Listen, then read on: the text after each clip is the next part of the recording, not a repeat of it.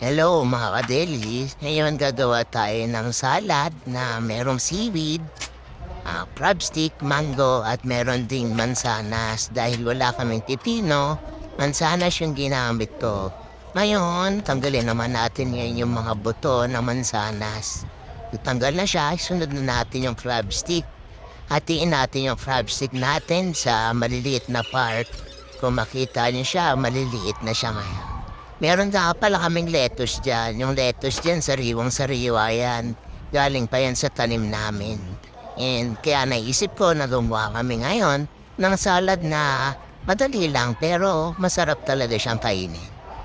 Ngayon, nilagyan na natin yung lettuce fresh from farm.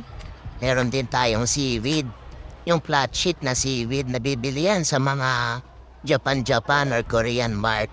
Lagyan na rin natin yung ating mango.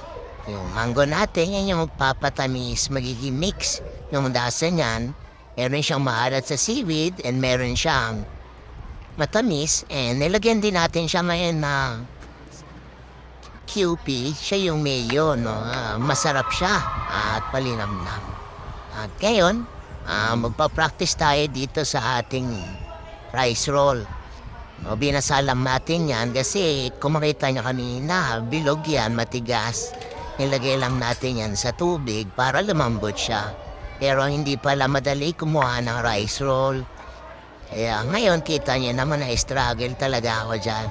Ngayon babalutin ko na yung ating rice roll na meron ng palamang mga salad. Ngayon makikita nyo na ilagay na natin ang QP.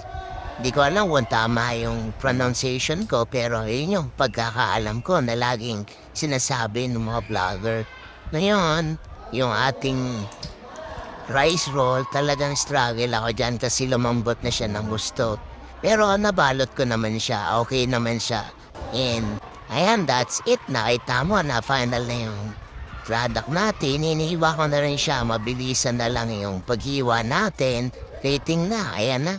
Latag na natin yan. Tapos, kitang-kita niya naman, no? Na napaka-healthy.